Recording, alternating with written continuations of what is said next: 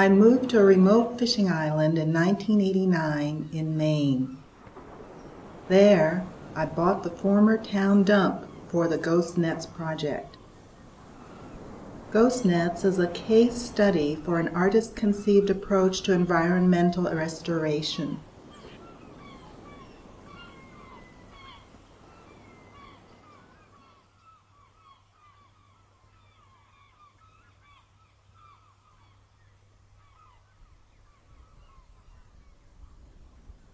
The site is part of a complex ecosystem in the larger Gulf of Maine. This project restored flourishing wetlands on the site.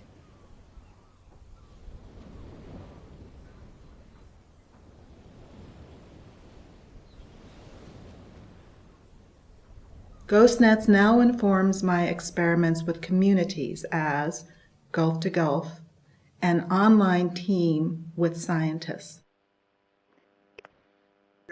Aviva, just a comment. I think it's important to recognize that because of river flooding, these river bottomlands are very fertile lands. Right. And because they're fertile, farmers move there. And getting them to move out of those areas is very, very difficult because the farming is so good. Right. And we need the food. So it's very difficult to imagine running our complex society with the calorie needs that we have without having some people in harm's way. Well, isn't this comparable to people that farm and live at the base of a volcano? Yeah, or who build, houses right on the beach. Because I think I read recently that there's now something like 3 million people who live in harm's way in Pompeii. When that goes off again, it'd be pretty amazing. So there's this tension. I know. I just think it's a good example of how we've missed the boat to a large extent on this whole issue of sustainability. I mean, how do you design sustainable societies? We need to recognize that we will have impacts on the planet, and the planet will have impacts on us. And our strategy ought to be, how do we minimize our impacts on the planet, and how do we minimize the planet's impacts on us? Michelle Dion commented a couple of years ago when we were talking about the issue of loss of wetlands that what's going to solve it is hurricanes. And I just wonder, with increased intense weather, with global warming, whether she might not be onto something. If we have the system with the Mississippi that we really can't control with levees as far as I can tell, and we have the possibility for storm surges coming up from the south, it'll be very interesting to see what happens in the near future. I'm not sure you need the storm surges. The models predict more intense rainfall. So if the models are right, it's a pretty simple prediction that more and more frequently you'll have this kind of event. Take a look at you and me. Are we too blind to see? Or do we simply turn our heads and look the other way?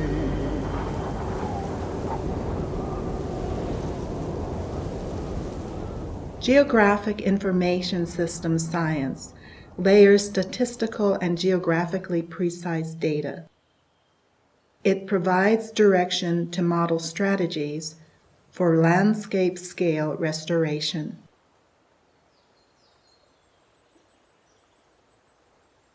It is a natural segue from the visual world to science.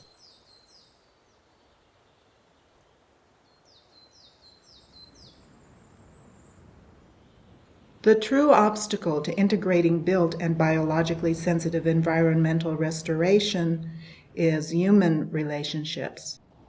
Lost drift nets, called ghost nets, come loose from fishing boats, invisible, indestructible, and enormous. They strip mine the ocean of marine life, like destructive human habits and routines.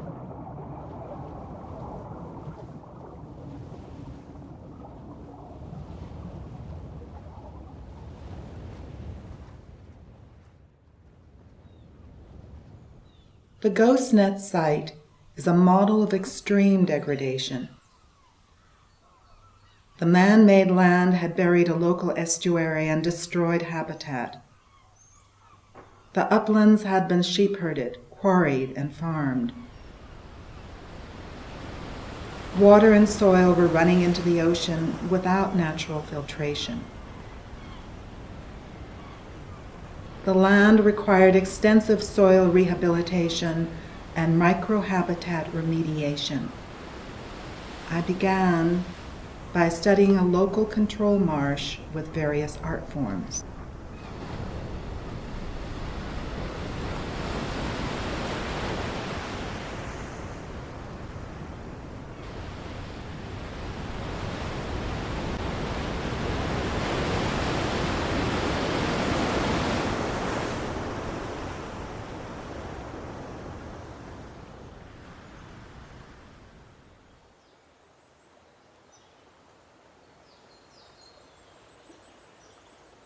I copied what I learned from studying settlers' diaries and watching local succession.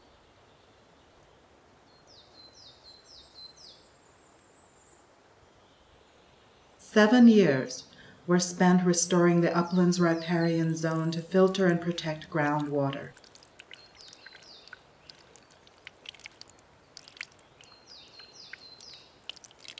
Rocks that had been shattered were replaced.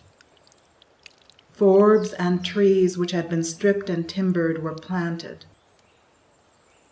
Granite detritus, which had buried the estuary, was removed.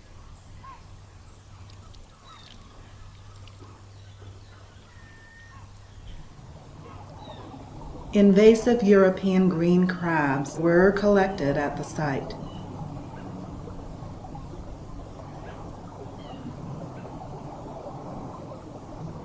The physical restoration model only begins to address the larger problems. Globalized human attitudes, values, and species loss also require modeling, even as sea level and temperatures rise.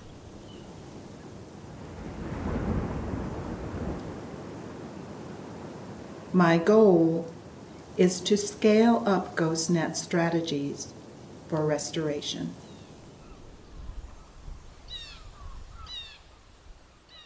Science, visual art, performance, and bioengineering require flexible systems to embody new knowledge, track change, and work with communities.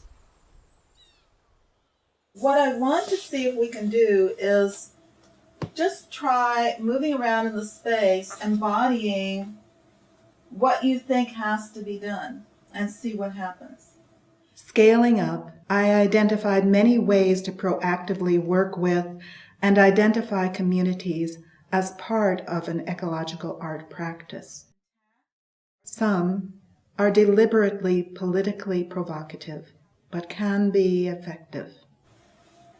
So why don't we get up and try this? But I'm the extractive industry, so I'm going to push back. But are you going to try to clean? I'm going to push. Yes. I'm going to keep pushing. So I'll start on you. I'll go with both of you.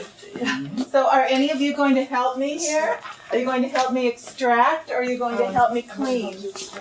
You're going to help extract? Yeah. Because you're the driller. You're the driller. Are you going to intervene, Mary? I'm going to. Oh, she's strong back there.